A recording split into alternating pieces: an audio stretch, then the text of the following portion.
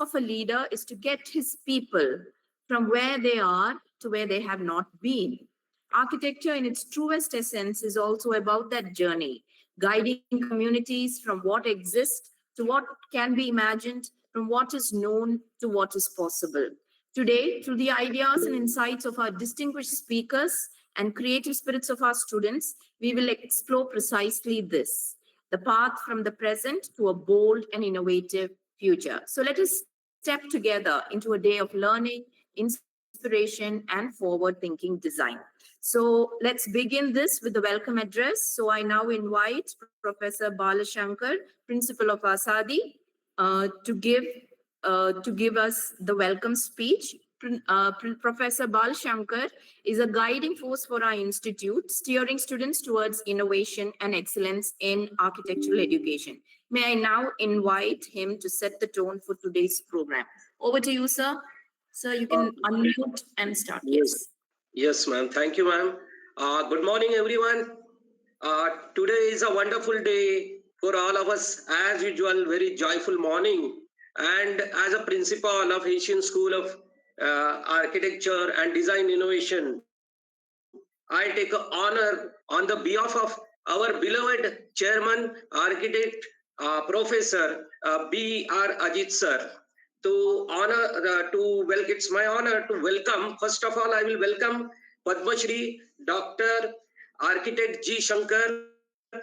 I welcome Architect Girish Ravikumar, Principal Architect of Kochi Water Metro Project. I welcome Architect Yokes Marapa, Computational Designer and Authorized Rhino Trainer. I welcome our HOD of Master of Architecture, Advanced Architecture, Professor Architect Shri Ramachandran Sir of Asian School of Architecture and Design Innovation. I welcome both Vice Principals of Asian School of Architecture and Design Innovation, Architect Anita ma'am and Architect Vashni ma'am. I also welcome the most charismatic and magnetic personality, Architect Koku Joseph Jose, who is Associate Professor with the Asian School of Architecture and Design Innovation, and also he is the Chief Architect of Asadi Consultancy Division. I also welcome all our dignitaries, all attendees of this conference, our faculty, staff, and students. So I wish you to have a very wonderful session today. Thank you very much. Thank you, sir. Thank you so much. Okay, now I will request the chairman, B.R. Ajit, to give his address. So I would like to just give a small intro of Ajit sir. Ajit sir is an eminent architect, educator, consultant, a firm which he had founded in 1978. He's also the founder and chairman for the Asian School of Architecture and Design Innovation. He's also been the chairman for IGBC Council, Cochin chapter. With his rich and academic professional background, Professor Ajit has been instrumental in shaping the philosophy of architectural education here at Azadi. So may I now invite Architect B.R. Ajit, Chairman, to share his address. Sir.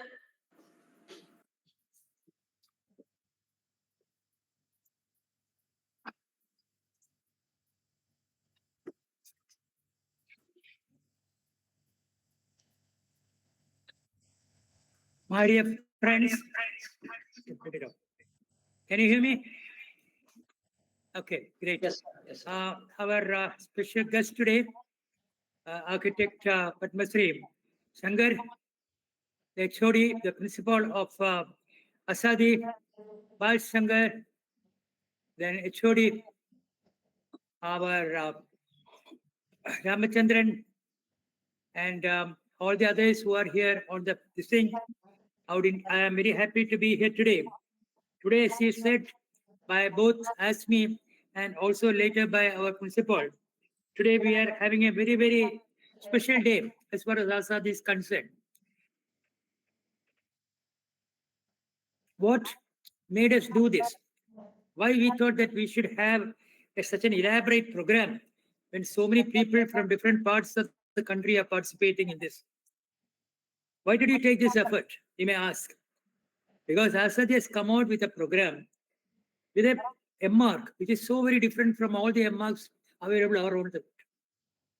As you know, like, there is a great um, there's a great demand for AI. Everybody all over the world is talking about artificial intelligence. And there are also, I think there is something, yeah, okay, now my screen is clear. Okay, I think there is also lots of people, there's also a lot of people who are still feeling that the study of M.Arch is not complete. In fact, we have been running this institute for the 12th, this is the 13th year, Asari Asian School of Architecture and Design Innovations. And also, I have been practicing architecture for 47 years now. Actually, we are in the 48th year of architecture practice. But I'd have to I'm frankly, maybe 70 to 80% of the M.Arch courses, or even students go for the M.Arch courses, simply to get an M.Arch which will enable them to make, to get the teaching profession, teaching job. But I thought, and we thought in Asadi, that it is not just required, it's not sufficient that people just get an M.Arch. The M.Arch should be really useful to them. The M.Arch should be useful to the society. So which are the M.Archs that you do it? That's why we thought we'll go into a slightly much higher level of M.Arch teaching. What you've done here, our M.Arch here is basically you are being taught so many things which no other teachers so far done. For example, semester 1 consists of sustainability and research, daylighting, energy simulation tools are taught in semester. In semester 2, digital processes and computation, parametric architecture with software like Rhino, Grasshopper, etc. And semester 3 is building systems technology, BIM, advanced building services, construction management. And of course, semester 4 is thesis. But in between all these things, I would like to tell you, apart from our fantastic specialist, or I would even say specialist, faculty, whom you know very well that they would be costing us much higher than our general staff. So apart from our own faculty who is there, we are also getting the best faculties who can present you all these great programs. I'm also happy to inform you that we have also people from abroad. We have who will come online when our students, first year students, are doing their third semester. When your first semester will start, actually, we have got Chris Johnson. Professor Chris Johnson is a highly decorated person from Australia. Last year, he was awarded the highest honor, highest honor of highest civilian honor of Australia, called the highest honor of Australia was awarded to him last year. And also, we have Demina Jackson, who has done a lot of great work in satellite linked architecture. Then we have also another Indian settled in Australia. He is actually our person who is behind, who has supported, who has started me, who has helped us from the beginning. He is also there for the for the entire program. We also have people from other parts of the world who will be also coming online at several points during the third semester of our first batch, and who will be coming in the first semester of the second batch. So I don't want to take much time. I invite all of you. I'm sure that you will find this course. I request people to join this course. And one more thing I would like to tell you why we have started all this and why we have made it such a this thing, where we have got people from different parts of the country and few people even from outside the country. Why we are doing it is mainly because we want to reach this extraordinary course, extraordinary contented course to each and every one of you. Let me tell you, where nobody else is making such an impact by the course content.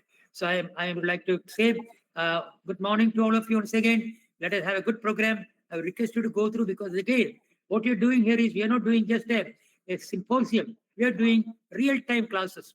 Real-time classes, the way they will take the class. All the people are going to do that. So I wish all the very best to all of you. All the great. Thank you. Thank you, Ajit sir, for your delightful inputs on the Master's Advanced course here at Azadi. Um, I'm now Thank you. honored to have Dr. Architect G. Shankar to deliver the keynote address and officially inaugurate this event. A little about Shankarji. Dr. Shankar is a pioneer in sustainable architecture and a visionary whose work has redefined eco-friendly design across India. Shankar, architect Shankar, is more than architect. He's a visionary whose life's work bridges design, dignity, and sustainability. As the founder of Habitat Technology Group, he has integrated eco-friendly materials, cost-effective solutions, and empathetic design to reach communities often which is left out. Honored with Padma Shri and widely celebrated as people's architect, his work challenges us not just to build structures, but to build lives. Looking forward to his insights, inspiration, and words of wisdom. Over to you, sir. Esteemed guests out there, dear faculty members, and my dear students preparing to the post-graduation. Thank you very much for the opportunity given, and it's my privilege. Let me reiterate my word. It's my privilege to join this group because I've been associated with Asadi from the time of its inception, and I've been quite impressed with the quality and content development of the courses here. And when they started the Masters in Architecture, I was called to sort of help them with my insights on the pedagogic development and things like that. My dear students out there who are aspiring to do their Masters, let me tell you that this is an age of specialization. You need to be updated with all the development that's happening in the domain of architecture. And here is a beautiful opportunity to have better academic understanding about architecture. As you know, architecture going through transition times. The challenges are varied.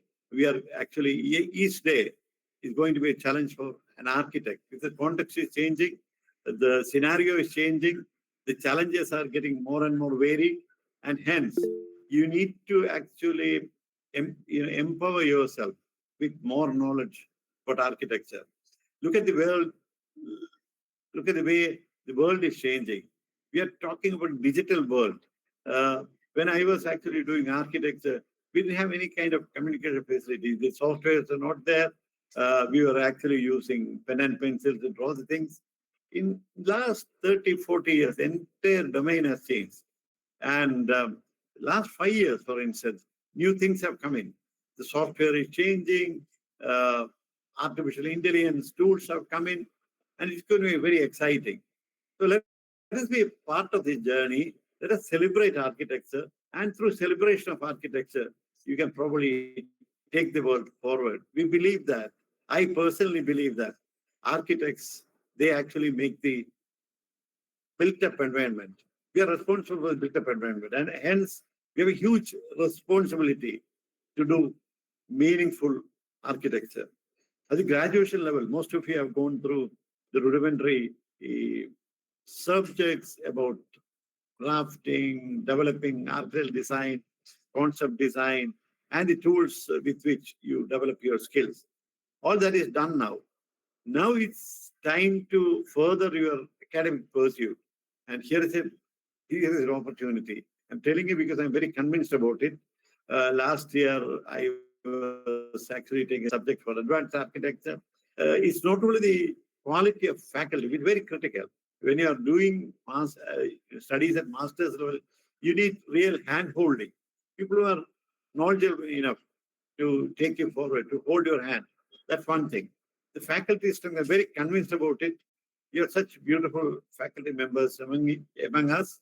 So that's going to be one of the main strengths of Asadi. The second thing is that the first batch of students who came in, they were so enthusiastic, they were so focused. And I had great pleasure.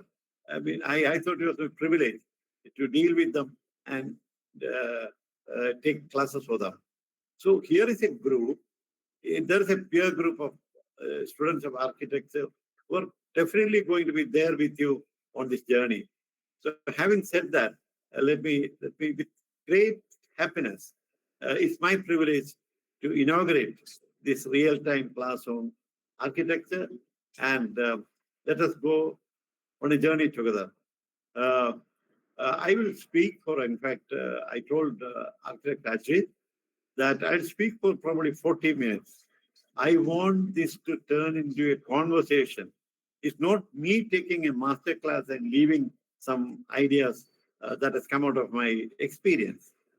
Everything that I'm going to talk about is based on my experiences as an architect, as a planner, as an housing expert, and as a policy, expert and things like that. This is my experience. I want to put it before you, and I want you to discuss about it. I'm telling you, my dear friends, young architects out there, you need to articulate your ideas not only through your drawings. You need to talk. You need to, if you're practicing an architect, there's a person who is going to come across you and he'll be asking you questions. It's only through, you can articulate through your drawing. That's one part of it. But you need to articulate well. So I want you to contemplate on the kind of ideas that I'm going to share. And let us get into a conversation which can be very interesting. I will put my ideas forward, which I call it as my thesis. You please come out with your anti-thesis. I'll be really happy if you're ready to criticize me outright, because it's very important that we get a conversation. Otherwise, this real-time seminar, the kind of interaction that we have, there should be some takeaways for you. You should have something embedded in your these things so that you will pursue this. I still believe in what Paulo Coelho said. You should have a dream. Have a dream. I truly believe in that. If you have a dream, the world will come together to realize it for you. My dear friends, on to a meaningful journey. All my life, I've gone through several tries and things like that, but I enjoy the journey as an architect. I went to England to do my master's in architecture for the very same reason that probably why you are here. I wanted to have more confidence. I wanted to look at international practices to build up my confidence as an architect. And how do you build up your confidence? A better understanding, better academic understanding of the whole thing. And that is what this course is offering you. As the this institution architect Ajit had briefly mentioned, here is a course which is actually streamlined to touch that particular platform, which talks about parametrics, which talks about digital architecture, which talks about new forays in architecture, which is going to make the journey very exciting. I've done some induction courses for the budding architects at the graduate level. This time I limited my intervention to 2 colleges that included Trivandrum College of Engineering. And immediately after my class, some students actually came to me asking for some guidance. They were all looking very gloomy and sad. The whole reason was they from somewhere they got the knowledge, somewhere they have read something. They were talking about the possibility of artificial intelligence taking over the domain. I said, a human innovation, human spirit cannot be taken away. You can use artificial intelligence. You can use this digital software to your advantage. You have to master that so that you can use it creatively. So in my times, there were no opportunity. You have the opportunity. So our advanced courses in architecture actually touches those very critical domains of artificial intelligence, the new softwares, talk about parametrics, digital platform, and this is what probably makes the course, M.Arch course in Asari, very different in content. I teach across the country. I go across the world looking at the new pedagogic development in architecture. I'm very pleased that here is an attempt, very sincere attempt, to arm you with knowledge and wish you very happy journey forward. And I formally inaugurate this session. Having said that, let me have a very structured discussion on what I wanted to promote. A few days back, in fact, it was less than a week, I was in Cochin addressing a conclave organized by alumni of CET, and it was named as Sustiri 2.0, and I had the great privilege of addressing this. There, in fact, I was talking about the role of activism, advocacy, and networking, uh, the role that architects should take on in the present times of challenges. I was talking about 10 commandments, 10 commandments of an eco warrior.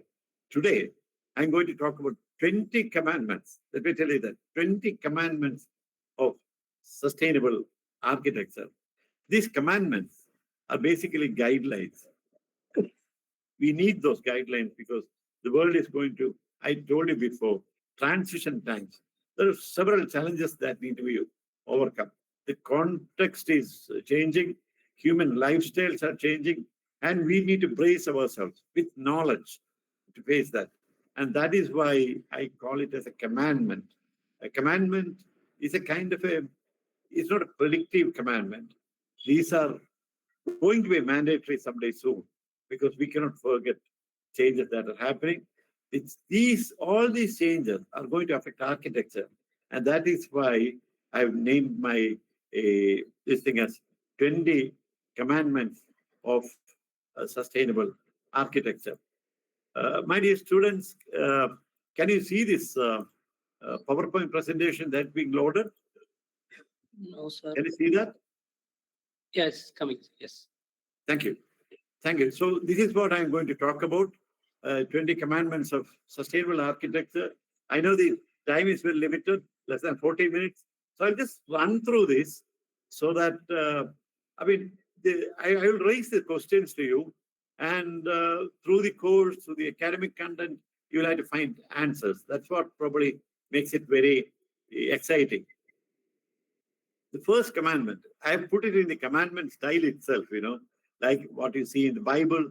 I just put it like that. Thou shalt design with climate. Now, the world is going through climatic changes, and all of the buildings that we are going to build have to be climatically appropriate. It has to have that climate resilience factor ingrained into the design. Because the world is changing. Climate change has become a calendar event now.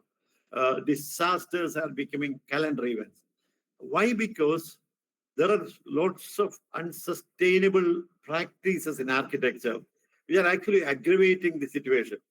You will definitely ask me, when I'm going to make a very brutal statement that architects and engineers are primarily responsible for the climate change by adopting unsustainable material vocabulary, by unsustainable design paradigms, the kind of designs that we develop without looking at the site, without looking at the people, without looking at the vocabulary, without looking at anything. You call it universal, and here onwards, we need to design with the climate as a first parameter. Why? Because we are actually based in Cochin now.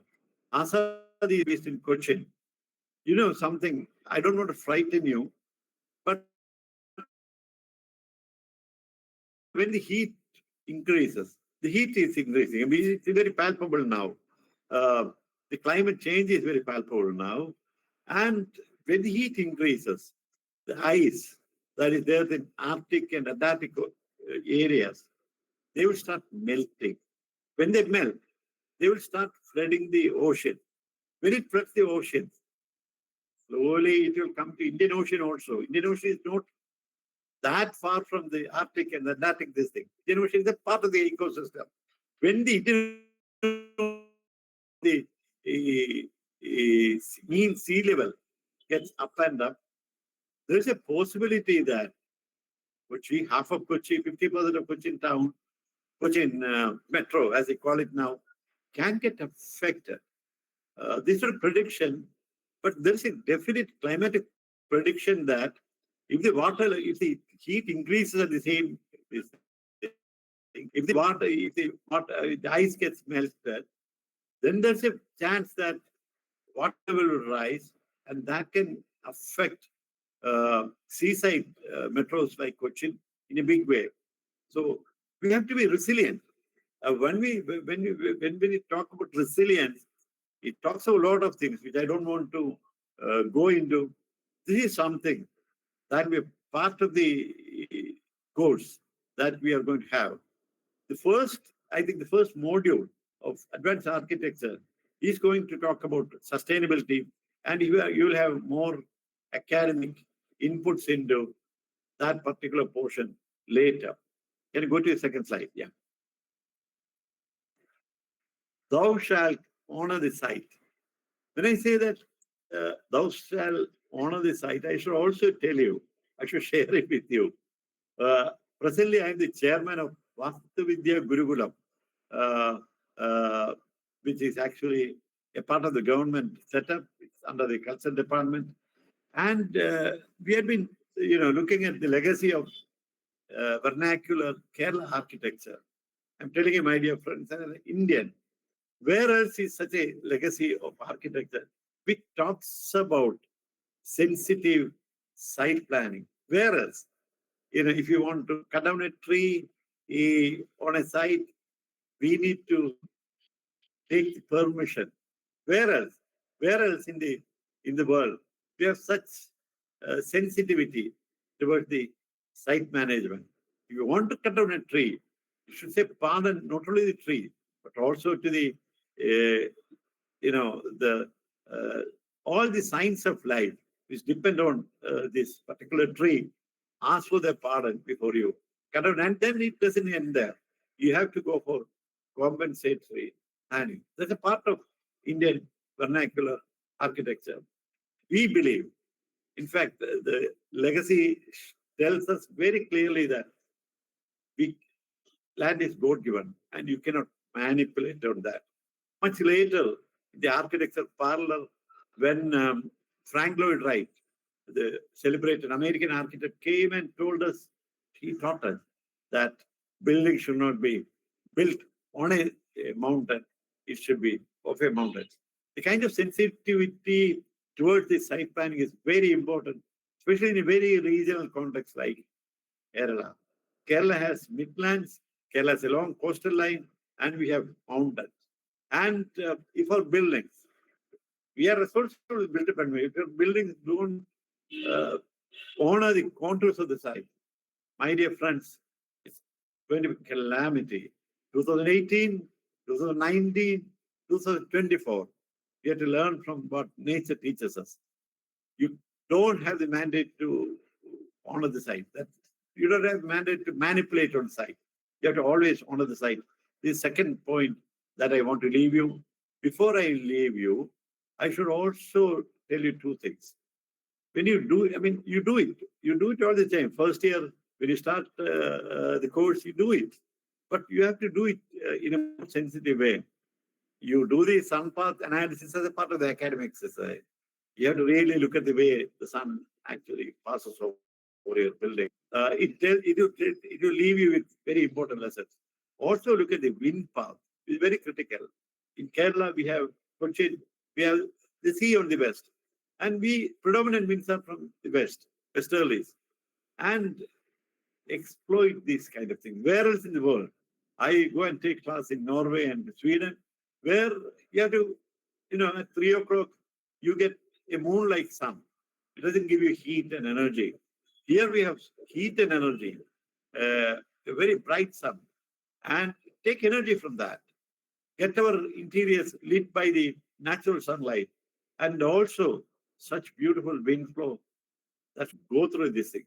And this is very critical when you really look at the site. When you look at the site, you look at the sun, look at the winds, look at the topographical features, look at the vistas around, and do it sensitively. That's the first part that I'm very particular about when you talk about sustainable architecture. What I want to leave, I want to leave a message with you. When you're dealing with a site, tread on it softly. Tread on it softly. That's a very critical message that I want to leave with you before you embark on this journey. You don't have the mandate to manipulate the land. You have to consider your land, your earth as your mother, and you have to tread on it softly. Every architect who are responsible for the built-up environment should have this mantra ingrained in this thing before you go forward. Next slide. The world is going through a big energy crisis. Energy crisis, they're on your footsteps. Luckily, last few years, we are not having energy cuts in the sense blackouts are no longer there. But it doesn't mean that energy demand is growing day by day. And when you're building an envelope, when you're building a building, when you're doing something to do with built-up environment, you should always look at the energy demand because, again, let me tell you, you have to look at embedded energy, you have to look at carbon demands, because all these things are critical parts of sustaining this world. Look at when you select the materials, energy, intensive materials should be kind of optimized. That is why, as a practicing architect, sometimes I go away from steel and cement for this one reason, because steel and cement still uses highly energy intensive processes to manufacture. So when you're moving away from that, you're actually saving so much of energy. The nation needs energy. We need to move the world. We need to move India. To move the country for development, we need a lot of energy. And at our level, at the building level, can we look at energy saving in a big way? Again, there's a module on energy when as connected to architecture in the content there, and I'm sure that will give you a better academic understanding about the energy demand that we have. The fourth slide is again looking at renewable energy. Now, energy sources, as we know, is very limited. It's very finite. It's not an infinite amount of energy sources that are there. It's time that move away from very conventional energy sources, looking at wind, looking at solar, look at hydro energy, look at biomass. If we can make materials out of biomass, formulate some energy saving devices through treating biomass, all these things are renewable energy sources. And the world is going to look at that. The world is increasingly look at that. In Kerala, very near Kochi, there's a huge example of, taking all the energy from the solar panels. They call it sunflower field, Suryakanti Padam, sunflower field. All the energy that is required to light up, to run the AC, to all these energy demands in Cochin airport are being used, are being taken from the renewable energy source, that's from the solar panels that they take. Increasingly, the world will have to, now we have only one option. We are looking at fossil fuel for everything. Fossil fuel, the amount is limited. And there's going to be an energy crisis very soon because that is being heavily exploited, for our other needs. For the national needs is being exploited. And it's time we come back and look at renewable energy sources as an alternate thing. This will actually come under the energy demand, but increasingly we have to use these words because there are three mantras when you talk about sustainable architecture. We have to reuse, we have to renew, and we have to recycle. These are three critical arts when you talk about sustainable development. And I'm just touching on renewable energy sources. Now, you will ask me why I'm talking about water. Water is the lifeline of our life.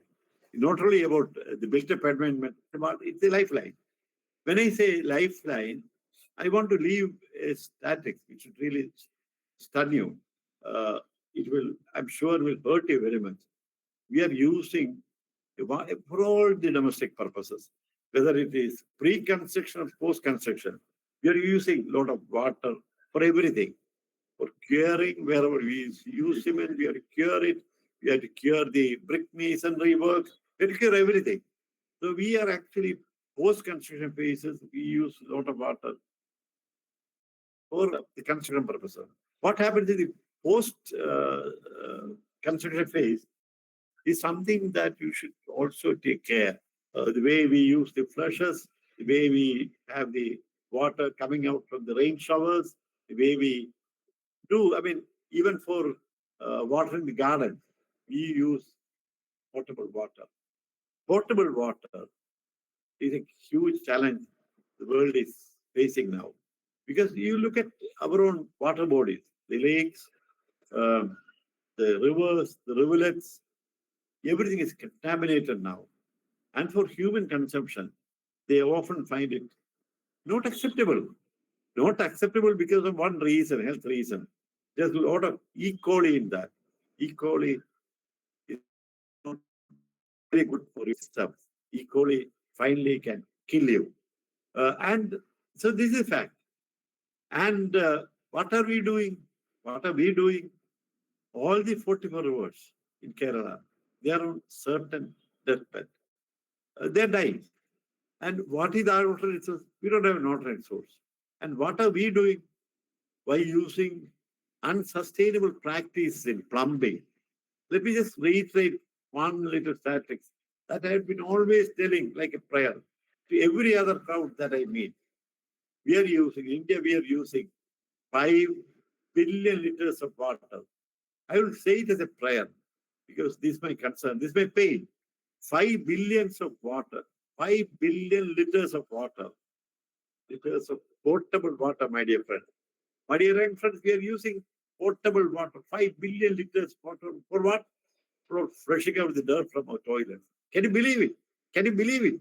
5 billion liters of a day to flush out the dirt from the toilets in the Indian static. 5. That's the kind of unsustainable practices that we have. Obviously, the building, now we have faucets, we have toilets, which talks about water conservation in a big way. You are half-fledged, full-fledged, to meet these challenges in the times to come. Water is going to be very scarce, and we have to embrace ourselves. You have to face the reality that water is simply not available, especially for construction and post-construction period. And we have to be very conversant with a lot of practices connected to whether it is harvesting, whether it's recharging. I don't want to go at length with how do you conserve water for our own residential purposes is something that we'll probably detail out later.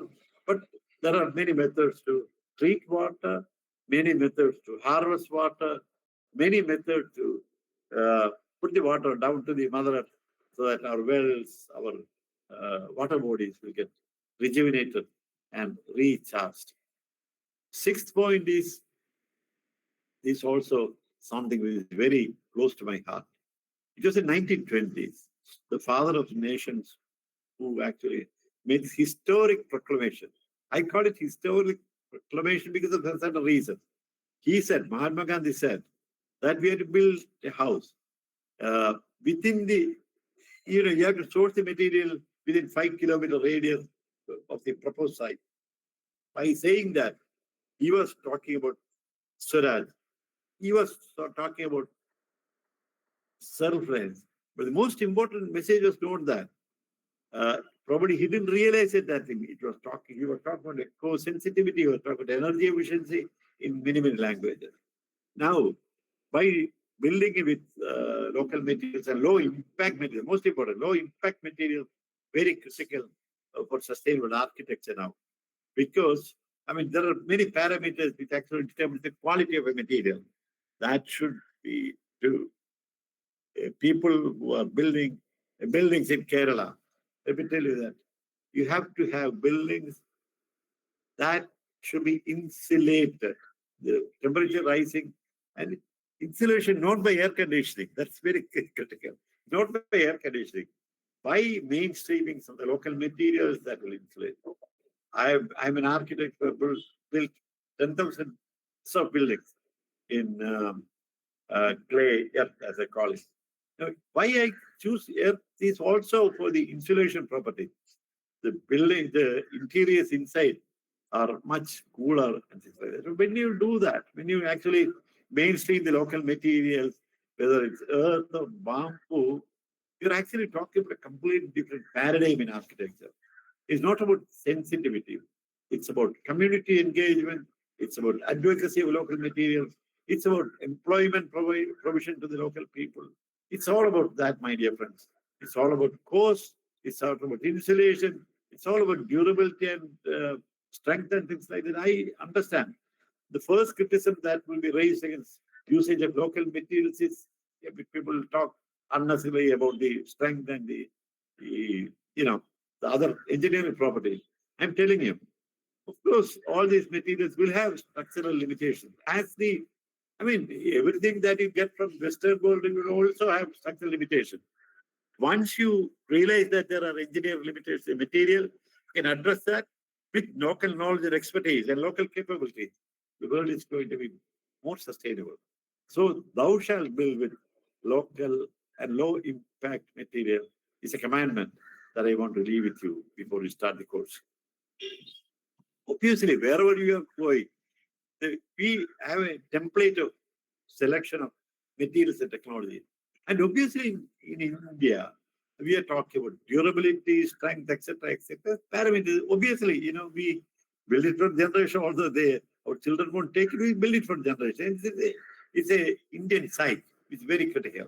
And there is a notion that when you're building with low-cost materials, they're less efficient. Those buildings should fall down or something. It's all lie, blatant lie. I know it's a very brutal statement, but I should use that because we have to take sides on this battle for attitudes. When I say that all the materials that we are trying to mainstream, talk about local capabilities and local availability, they all have enough strength, they all have enough durability, and that is why we have. You should be knowing this. People ask you for validation for anything, especially if you use sustainable materials. People ask for validation. My dear friends, young friends, we have validation from all the structural design institutes in the country that are available for research and development. They've all validated this technology. They validated the tensile strength of materials like bamboo. They validated the compressive strength of materials like earth blocks that we use quite extensively now. They validated the Indian systems. They validated all these technologies, new forays in mainstreaming materials, and that is there already. And if somebody asks you questions about these kind of things, you say with such pride, dil se bolna padega. What is it? That, sir, Structural Engineering Research Institute in Delhi or Central Building Research Institute in Roorkee, they have the validation for this, and I can show you that. That will actually impress the people at large later. Waste is a big material, big concern for all of us, whether it's Kochi, whether it's Trivandrum or the metros in Kerala, metros across the world. Waste management is a huge issue because we are consuming more and wasting a lot of things. How does it get connected to building industry? My dear friends, the large part of waste that is actually being created in this country, large part, I'm talking about something around 20 to 30% of the total urban waste that is being generated is construction debris. Very critical, construction debris.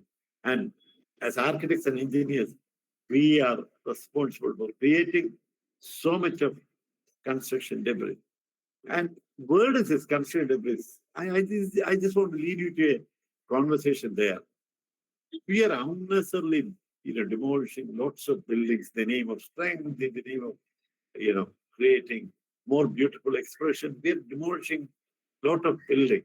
It's strong enough to last for probably another 50 to 100 years. By demolishing those buildings, we are actually creating such a lot of construction debris. The world is, world over. We are talking about resource efficiency and efficient practice like that. And here, in the name of strength, in the name of beautifying it, we are demolishing Lot of things. And this produces enormous amount of construction debris, and we should be braced to face that. So that's the eighth part. I should go a little faster now. And indoor environmental quality, it's only 10:47, and indoor environmental quality is of critical importance. Why it's of critical importance is because of one reason, my dear friend.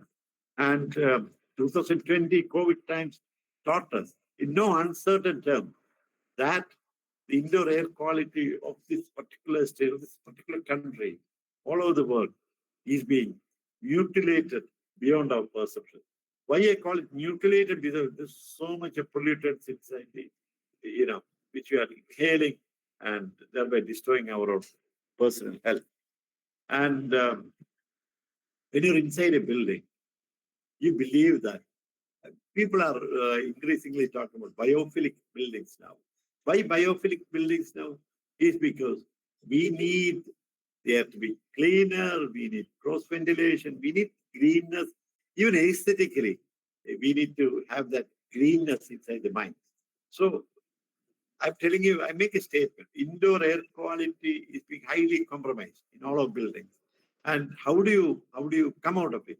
Like cross ventilation. So air conditioning, this thing, have cross ventilation across the building will actually increase the indoor air quality in a very big way. It's being compromised. COVID times, the doctor told us that you have to move to a very well ventilated room. For what? Let the air pass through us so that air gets cleaner, purer, and that was very required, especially in the COVID time. COVID times are going to recur again. And I told you, all these things are going to be calibrated.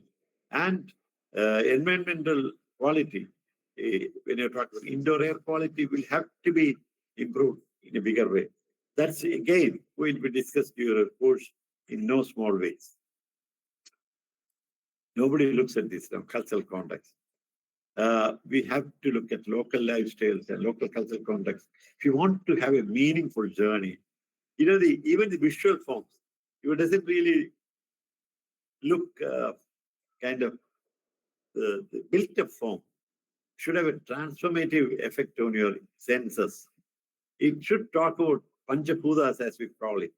We talk about air, we talk about light, we talk about all these things in a completely different Indian way.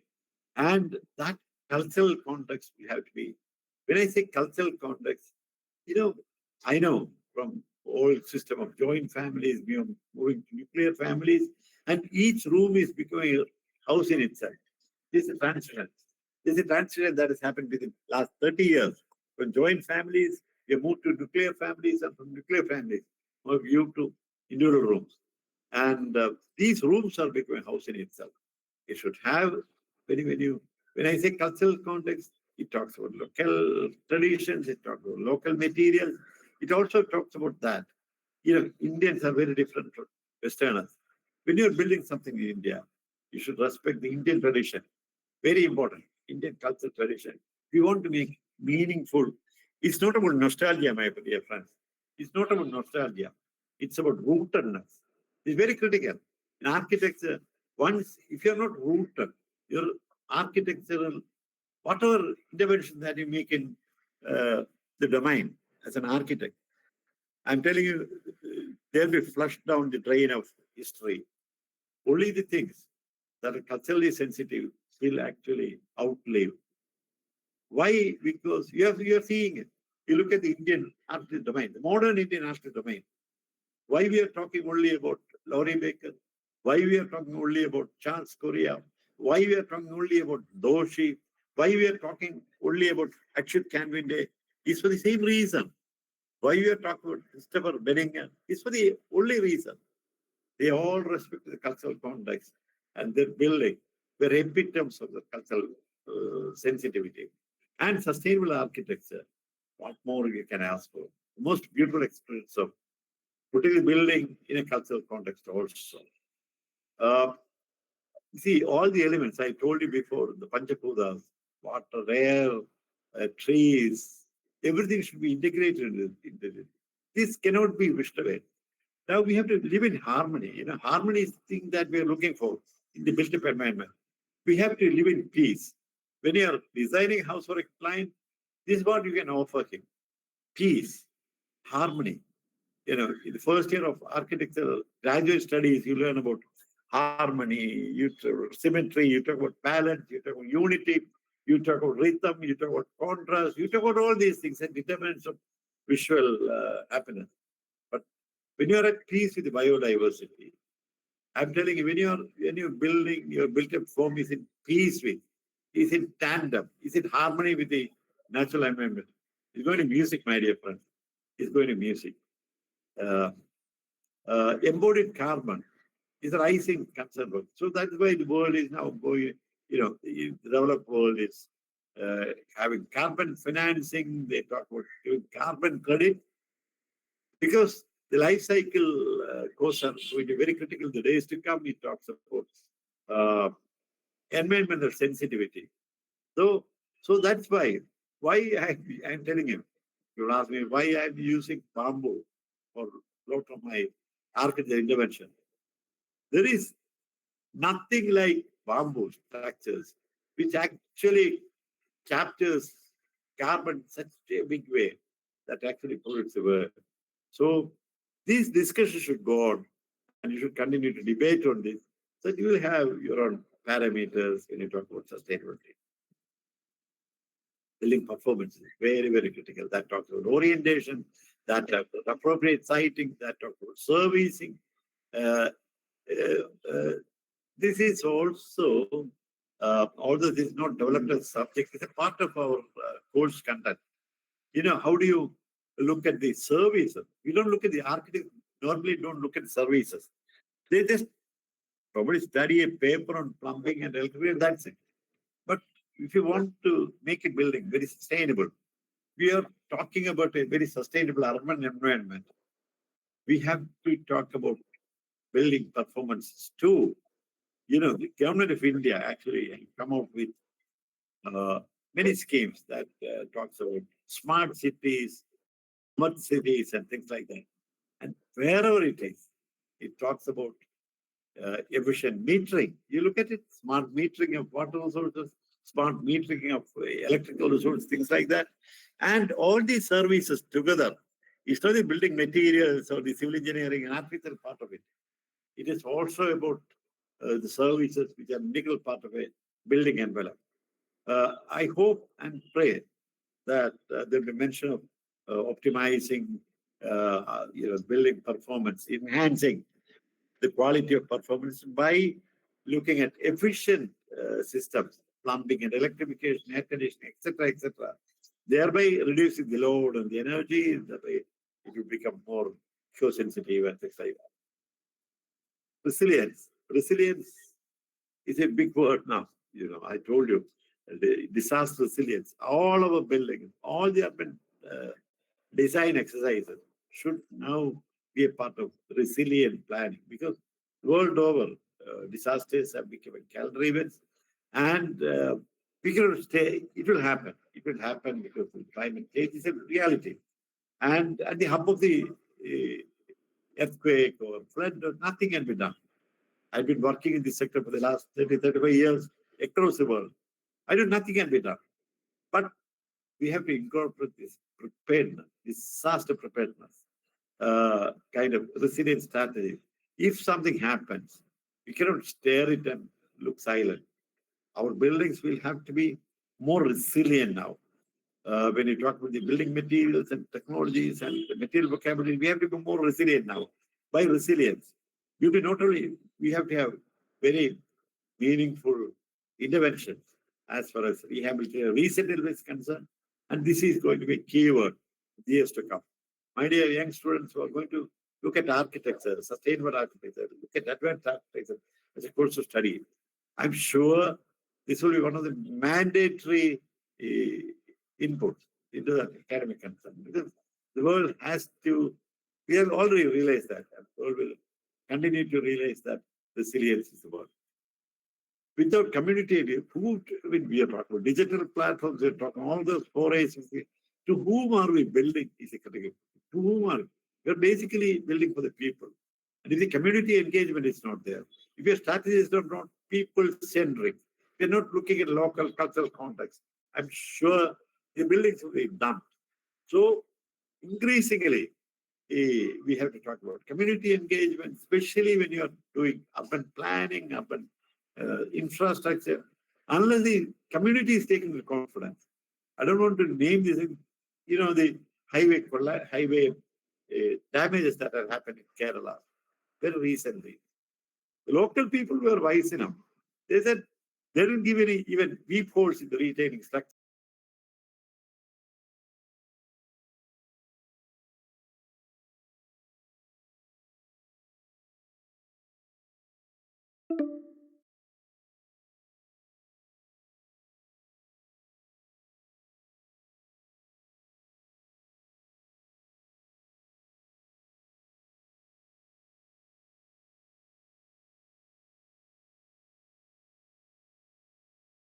To have that hand holding exercise. That's what being shown in the picture there.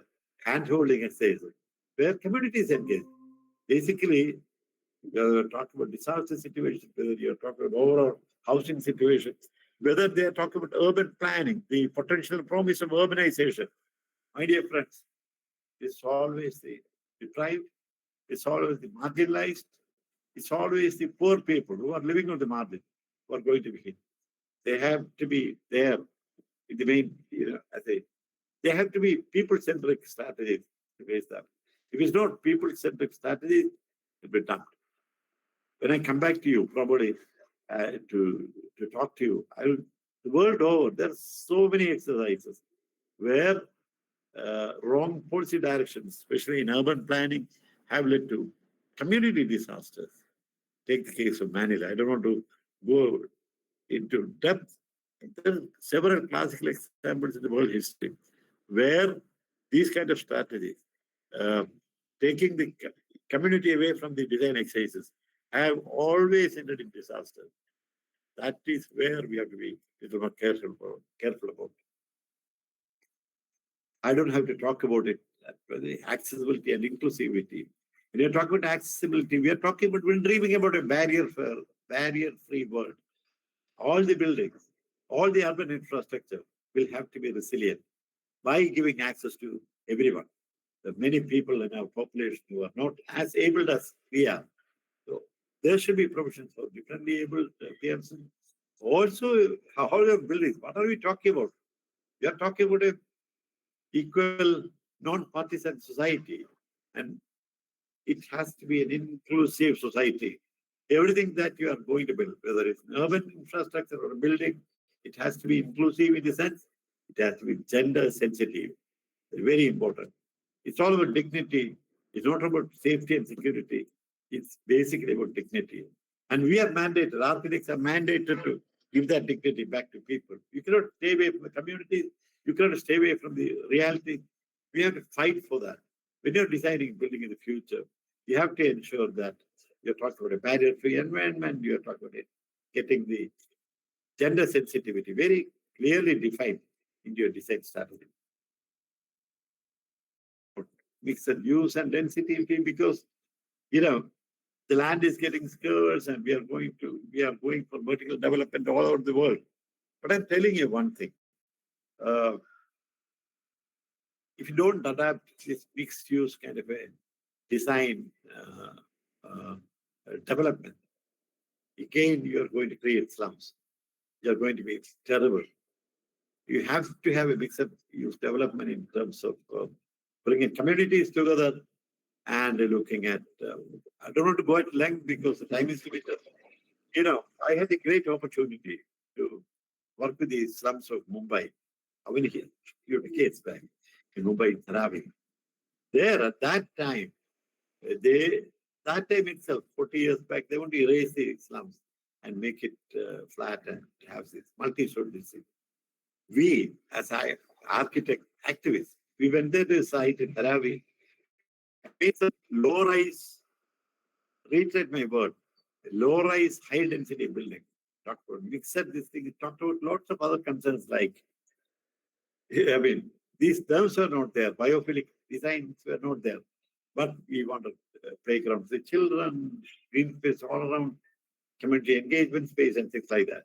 So this is also going to be very critical in the days to come. And I'm coming to the end of my presentation. We have a great role as an educator. We are responsible for the built environment.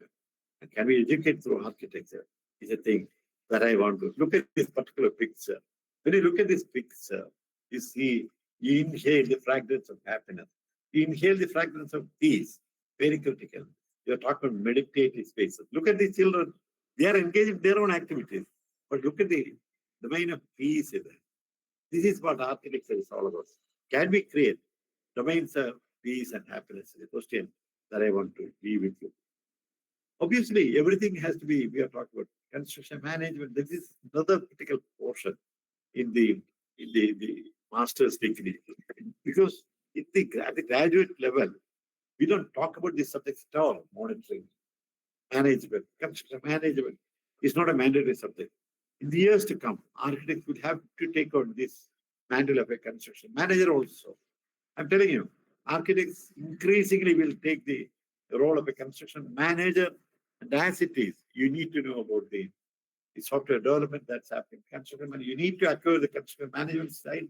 Because architects are basically, they actually, they don't, earlier days, that's what Laurie Beck taught me. You cannot leave at you cannot design everything on the drawing board. You have to go to the site, internalize the energy of the site and create something new. And monitoring of these things and maintenance, very important. We are not talking about retrofitting at all in our artisan parlor. Retrofitting talks about a completely different sustainable language because it talks about resource efficiency and a few critical things like that. Finally, what are we striving for? Architects are responsible for the built environment. And this particular image that I'm showing before you, don't you feel that it talks about a language of beauty and harmony? This is what architecture is all about, is reaching out, holding hands, and making the mother Earth much better place to live on. So with these basic concepts, 20 commandments, I will leave.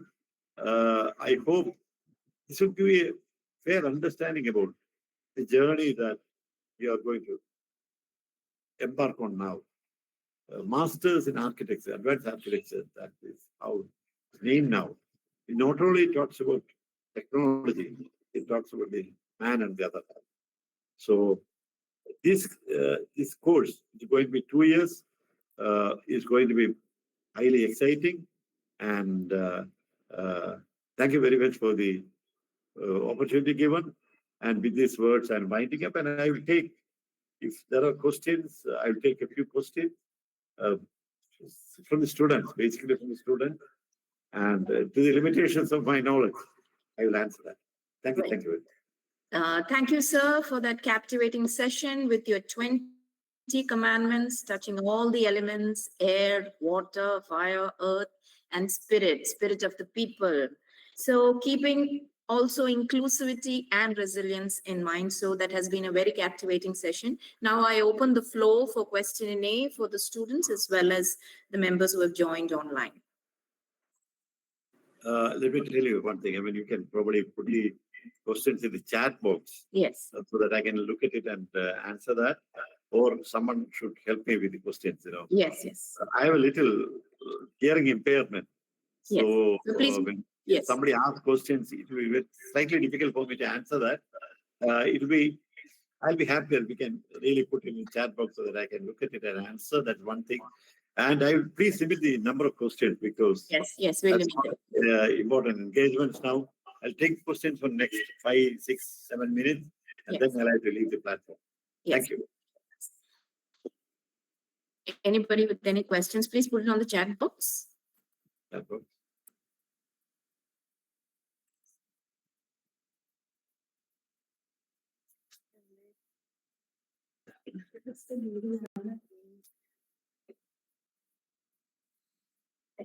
Hello, am I audible?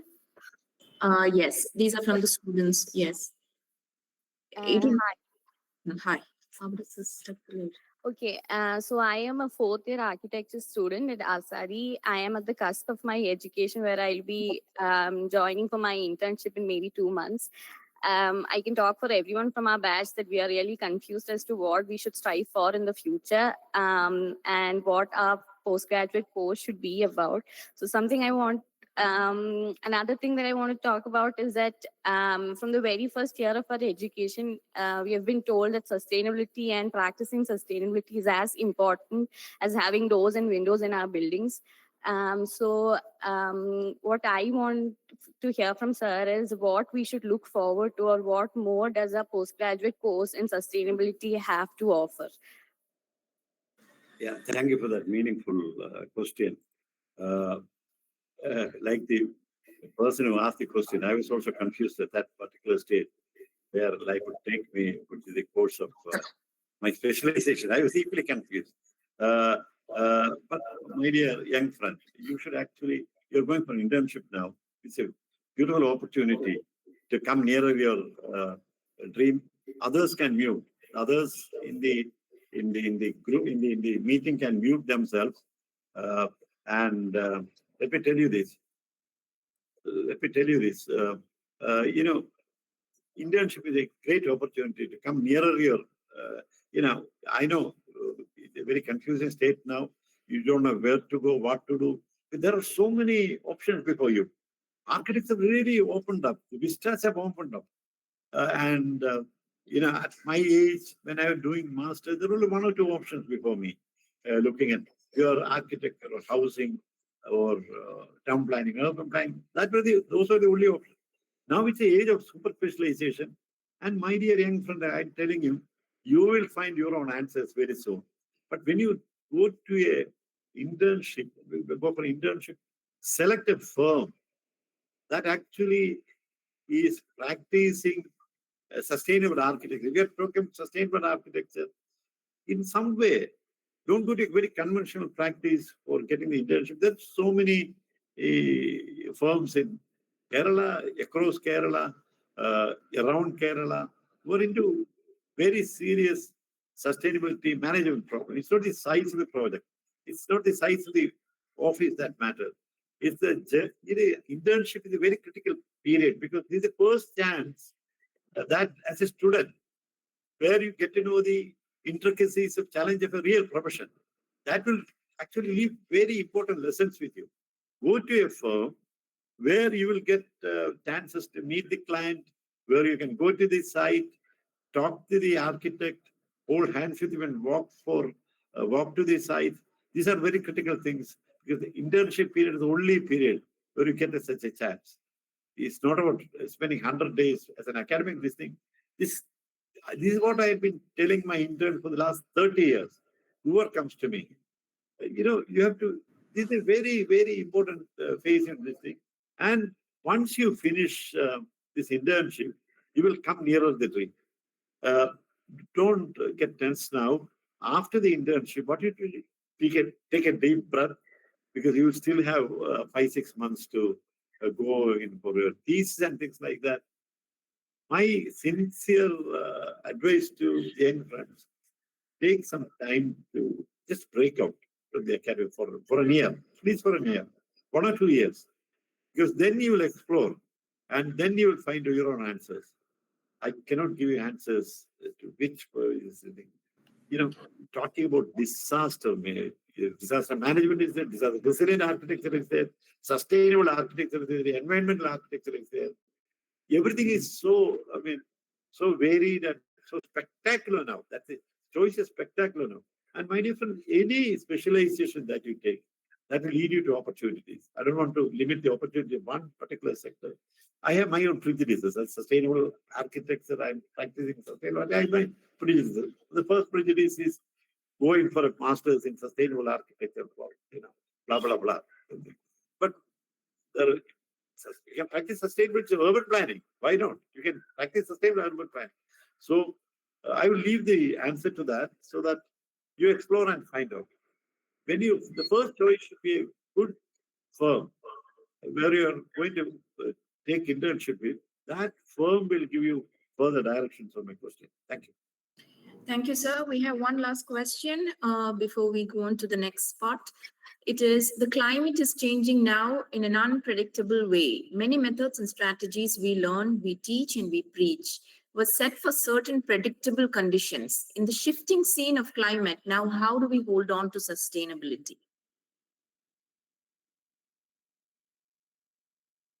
This is what I had been talking about all the time, the shifting patterns of climate is a huge challenge the world is facing now. We are in actually, when you look at the Malayalam month, we are in Kanni now. It is the hottest month of the whole year, Malayalam year. And we are getting the rains this year. Climate change is perceptible, and you have raised yourself for that.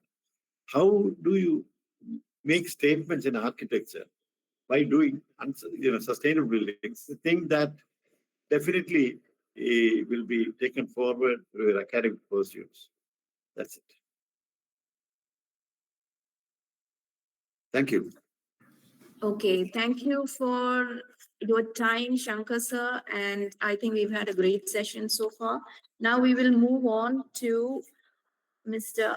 Architect Ramachandran VN, who is the head of our Master's Architecture Department. He will give us an overview of the M.Arch program and its vision, the course curriculum. This will be followed by Kuku Joseph, the faculty here in Azadi, who will also share what the students stand to gain from this program and how it prepares them for the ever-evolving world of architecture. So let me now invite Architect Ramachandran sir. He has his own, let me just give a small brief about him. He has his own practice in Kochi. He's been here for over 20 plus years in the field for both architecture and interiors. And thank you, sir, for taking time out and contributing for the time here, as well as adding a value to this institute. Over to you, sir. Thank you, Aarti, for the wonderful intro. Architect Shankar has already explained his concern about the sustainability part of architecture, and he is always vocal about that. And I think it was very useful for basically the art students, and as well as that is a curriculum, part of the curriculum for M.Arch Advanced Architecture.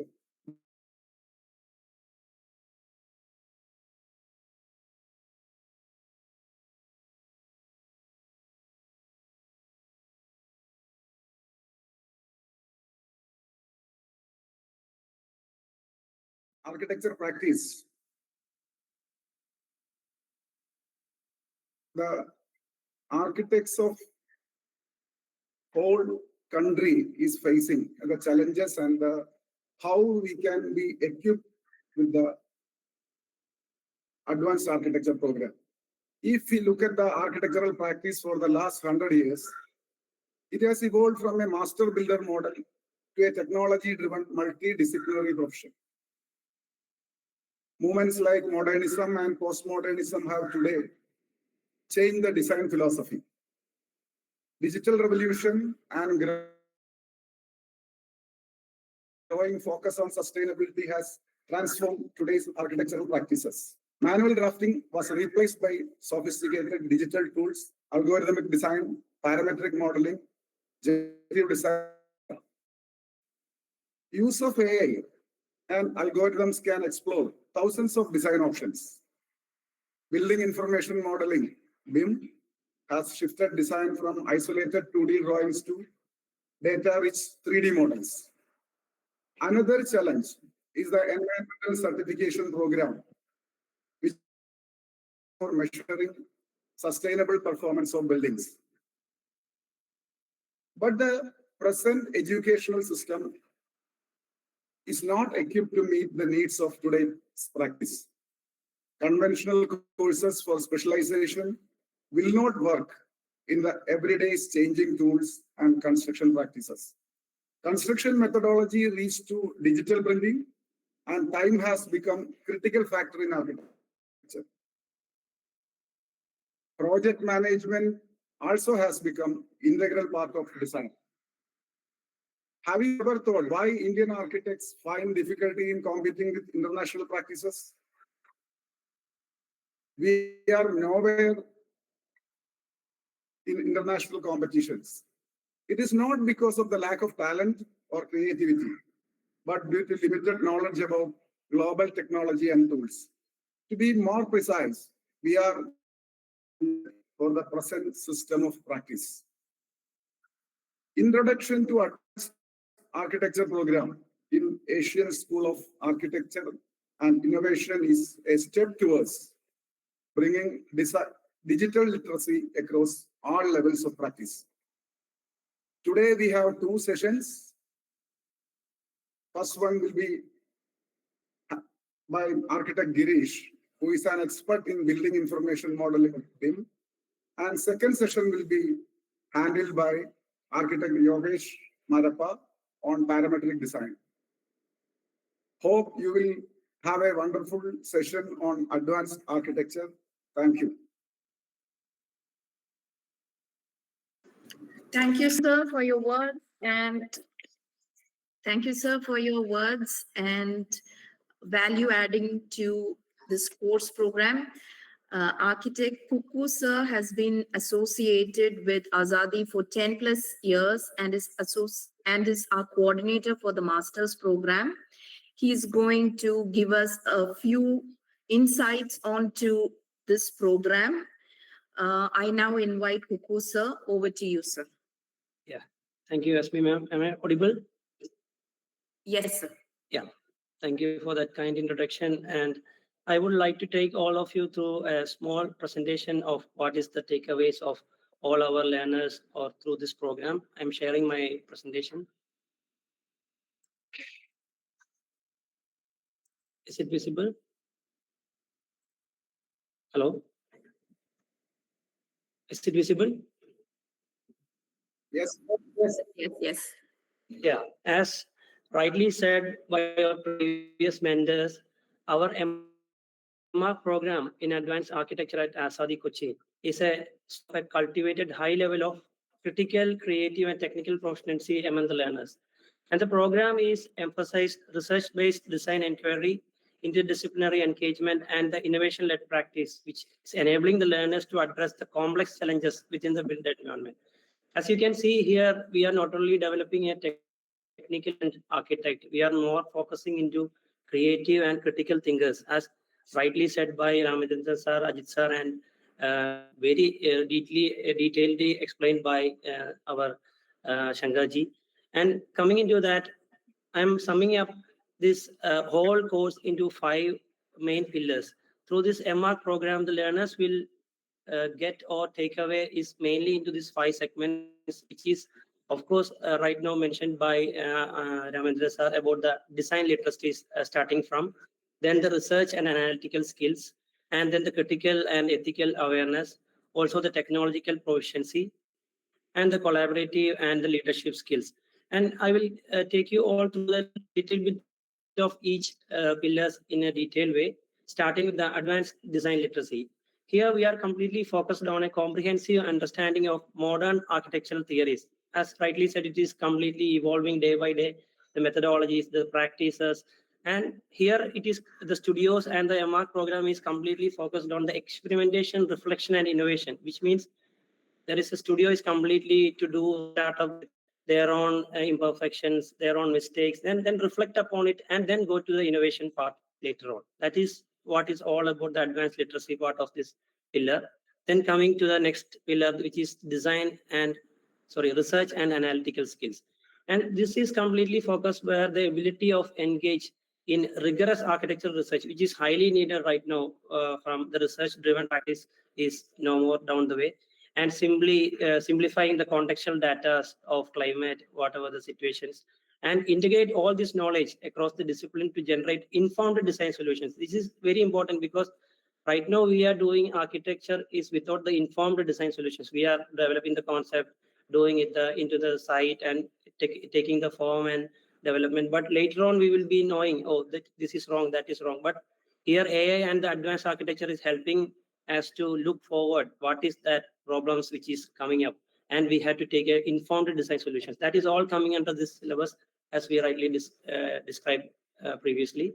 And coming to the third pillar of the entire curriculum, it is technological proficiency. Of course, the competency in the digital design tools with the computational process, as rightly mentioned, the BIM, the different softwares of Grasshopper, Design Builder, etc., with the computational process and the sustainable technologies, which are integrated to the advanced architectural practice.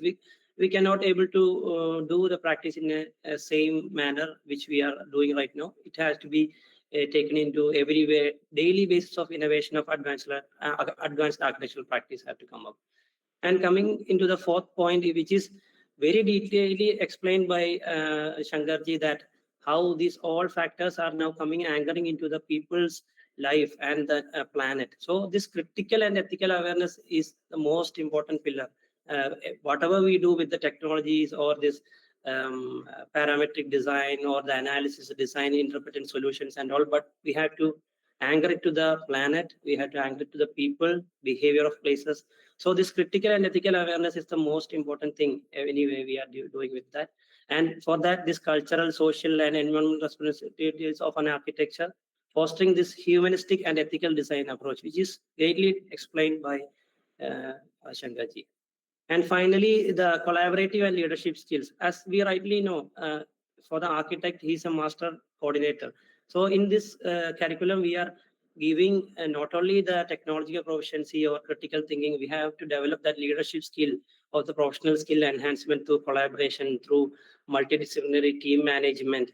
And that type of curriculums, professional skills are also added into the curriculum. And that is the fifth pillar. And I'm just concluding by this statement that we are overall in the M.Arch program of the Advanced Architecture at Asadi, we are developing architects for the learners or who are focusing to do this good architectural practice or advanced architectural practices. We are making them grounded with intellectually grounded people and technologically expert ones, with the socially conscious is the most important thing, and to prepare to contribute to the advanced architectural knowledge and shaping the sustainable, equitable futures. And by that, I am ending my thing. Thank you. Thanks so much. And Thank you, sir, for giving us a comprehensive outlook of the program. We shall now all take a tea break and resume back at around 12 p.m. for the next session that will be on BIM. thank you. Thank you.